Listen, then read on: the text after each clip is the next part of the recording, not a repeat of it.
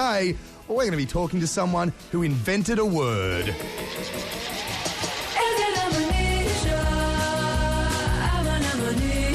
And in the doing, wrote some bloody amazing songs. The feature stars this week, Chairlift, and Caroline Polachek is going to be on the phone chatting to you all about their album, Something. It's going to be top songs. And on the phone, the lead vocalist, synthesizer and songwriter of Chairlift, Caroline Polachek. How are you doing? Good. Thanks, Lindsay. I'm doing great. Right now we're in Illinois and it's so snowy and cold. I can't wait to go to Australia. It's going to be beautiful when you guys get here for the Laneway Festival and the other two side shows. What are you guys doing? You were just doing some kind of live recording. Yeah, there's an amazing series called Day Trotter, which you can probably look up just by looking up Day Trotter sessions. And it's a amazing DIY recording studio in Illinois that does recording sessions with bands that are coming through, because a lot of bands on the U.S. touring circuit come kind of through the Midwest around here. And they record to tape, and it's kind of all live, no overdubs. And there's a lot of bands do it, and you can check out a bunch of different sessions. But we just dropped 4 songs from our new album here, which are probably going to be up within the week, so check it out online. Sweet, and so you just had to do it all live? Yeah, they do it all live, which was really exciting. Very, very exciting indeed. And now, the album we're talking about is Something. It's a feature album this week. I mean, I know Australia is very excited. Fraser's wife and great singer Jade McRae was tweeting about it. Gautier, a very popular gentleman in Australia and around the world, even said he was lucky enough to have heard it before Christmas. So there's a lot of excitement in Australia, which is great. And it's fair to say that, well, from my first listens, that you guys are basically having a lot of fun with synthesizers. We are. And actually, I'm glad you even mentioned that, because our tour in Australia coming up is going to be kind of special in that I'm actually going to be playing with synths myself. Lately, we've been playing as a 5-piece with an amazingly talented girl named Olga playing synthesizers. But for the Australian tour, I'm actually going to take them over myself. We're going double rack, which I guess two synths, and I'm singing at the same time. So it's going to be kind of interesting to see if I survive. But I'm really excited because the synth is a very prominent instrument on the new record, and we really took a lot of care with the sounds that we used. We kind of think of them as like cartoon characters, like some are little snakes, and then some are kind of colliding rocks and hailstones, and they kind of are like the other voices in the album. So it's really exciting to have that kind of looming in the near future, that I'm going to be presenting them to you myself. Do you always describe synthesizer sounds in such sort of visceral words like snakes or stones and that kind of thing? I kind of like to think of them that way, or like the roles that they play in the song kind of fill certain purposes. Well, I'm going to play right now the second song we heard from Something, Sidewalk Safari, the repeated ascending riff, which sort of is throughout the song. How would you describe that? Well, that's actually the snakiest one on the whole album, so I'm glad you mentioned that one. Very snaky. Yeah, that one's almost like a human voice, so it's kind of like a duet. I actually really think that synth line is the real chorus of the song and not anything that I sing. Wow. So it's I'll kind leave of that like, up to you guys to decide. This is like your islands in the stream, you know. I don't know that. I don't know what an island in the stream is. No, the Kenny Rogers and Dolly But Parton I like how duet. it sounds. So check it out. I love Dolly Parton. Oh, it's a duet, possibly a little bit different to Sidewalk Safari. Anyway, let's listen to it right now. We're talking to Caroline Polachek from Chairlift on Triple J. This is Sidewalk Safari.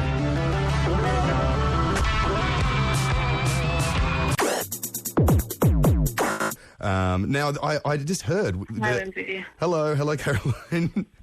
I heard that the vocals for that were recorded in a car. They were. We wanted it to really feel like road rage, and the producer I worked with named Dan Carey suggested, well, why don't we turn on the car and put some mics in it? So we unfortunately couldn't drive around because we had to keep the mic cable connected to the studio, but we did connect quite a few together to get it outside.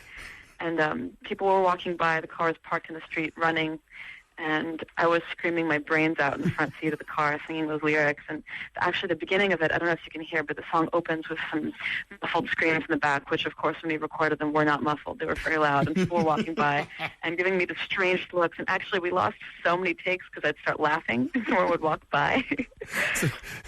But it was great. I just love the fact that not only is it a song, well, I guess, this is the thing, because I read an interview that you said this album was inspired by Patrick and yourself being in love with your respective partners, but then there's songs like this, the lyrics which suggest something a little bit darker, a little bit different. And now there's muffled screams of people like being trapped in boots and stuff. Oh, well, I know what interview you're talking about. There was a lot more said that was actually left out of it. But it was a time in our lives where both of us, we felt very, centered, I guess, by having found our respective boyfriends and girlfriends and kind of were up for a lot of experimentation. And I think, the whole feeling for us of starting the new album, Sidewalk actually was the first song of the new album that was written. We wrote it the day we got back from tour in Australia 2 years ago. We really had this feeling of excited need to kind of tear everything down and start again, and it felt appropriate to start with something really destructive, to kind of aggressively burn all the old music out of our heads and really start fresh. And that's kind of where that came from. A catharsis, and not specifically sort of coming about from you wanting to run Australians down on our footpaths. But No, not at all. Actually, more specifically, it was inspired by watching a friend of ours play Grand Theft Auto, because he would play it not to win, but actually just to run cops over. And I thought that was pretty amazing, that he would play the game just to run pedestrians over. That's probably keeping a lot of people out of jail, getting to do that in a video game instead of in real life. It's probably saving Our his personal life. goal is that everyone gets speeding tickets while the song is playing in their car. We want to start a blog where everyone can report and scan their speeding tickets that they get while listening to that song. Triple J does not endorse the views of Caroline Polacek from Chairlift in this case. Come on! I'm talking to Caroline from Chairlift on Triple J. Speaking of darkness, what about the song Take It Out on Me? I'm just going to play a little grab from it. Forget forgiveness, forget all the rules. Just please don't do it here. Bring on the fire, 'cause business is cruel, and so is God somewhere to be. Now, this song comes from some kind of gruesome nightmare? It does. It's kind of a bit of a long story, but it came from a nightmare where a couple people with ill intent approached my family's house on Thanksgiving Day. And, of course, since it was a dream, all the characters were swapped out. The two enemies were, of course, good friends of mine, and the family was, of course, not people I'm actually related to, but I felt familial ties to them, and I wanted to protect them. So the song was about trying to convince all my family members to hide in the closet while I go outside and pretty much sell myself to the evil aggressors in exchange for my family's safety. So the song was kind of take me, kill me, do what you will with me, but take me instead of them. Wow. So it's a kind of sacrifice song. It sort of lulls you in with the melody, and then you start sort of realising that the words are really scaring the shit out of you. It's great. It's kind of like the R&B Joan of Arc song. Yeah. I'll have to look that up. But No, that's not a real song. That's what I imagined that was, like a kind of Joan of Arc character a la R&B. Now I'm with you, absolutely. On Triple J, on Triple J, the side projects and KP. And let me just jog your memory with a little bit of this, because on the phone, I've got the only songwriter to my knowledge who invented and introduced us to a whole new word last year. I have singer, musician, and neologist of amnesia, Caroline Polacek from Chairlift. Do you know anyone else that just invents words? Hi. Hello? Oh God, well, there's some words in Bohemian Rhapsody that are probably made up, right? Yeah, true. Yes, I suppose. But that wasn't done in 2011. No, there's a couple decades of distance. Yeah, I think you've waited long enough to relaunch brand new words. I did hear when you were chatting to Tom and Alex a couple of months ago, and you just made up this whole story that amnesia was the name of a girl that you'd met, but that was confessed to be untrue. I'm a really bad liar. But actually, the whole reason we like the word amnesia in the first place is because it sounds like so many different things. It kind of sounds like it could be a girl's name, like Anastasia or Amanda, and it sounds like a disease. It sounds like anemone. It's even kind of spelled like an anemone. It references amnesia itself. And my mom actually sent me an email a couple of months ago that said that the drug that Michael Jackson allegedly overdosed on is referred to casually as the milk of amnesia because it induces beautiful dreams. Right, there you go. So I thought that actually eerily referred to the song. Yeah, like a female sea creature that gives beautiful dreams. Exactly. Perhaps. Actually, it's funny that you say sea creature because we did a music video for the song that's a dance video, and I always imagined that the character that I was kind of emulating in the dance was kind of half cheerleader, half sea monster. Is that why the green catsuit, the jumpsuit kind of came into the picture? No, that was just straight up me, I think. The green catsuit. Is the catsuit coming to Australia? Can I ask that, Caroline? I think it's going to be too hot. I must confess, the last time we played there, I couldn't even keep a shirt on. It was too hot. So the catsuit is probably going to be a little bit sweaty. Oh, that is a shame. Can I also ask, in that interpretive dance for the video clip to Amnesia, what prompted the fingers as sideburns move in the chorus? That actually came straight out of the word anemone. That's kind of embedded within the word amnesia. I'm talking to Caroline from Chairlift. Apart from the word sea anemone being very hard to say, it's not only songs like amnesia that'll cause problems with Australian audiences. I reckon even the album title itself, because I don't know if you realise, but a percentage of Australians, I'm not sure how many, they actually pronounce something as something. Some think. Yeah, it's this. That's actually kind of a good title too. Some think. I guess that means some don't think.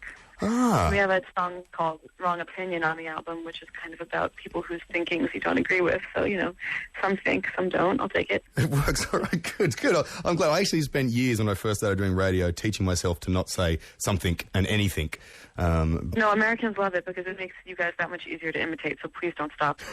Good, yes. Yeah, because the Australian accent's one that Americans get right all the time. Actually, there are a lot more Australians in Brooklyn these days.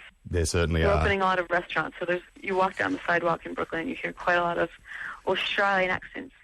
Sorry, what was those last two words you just said, Caroline?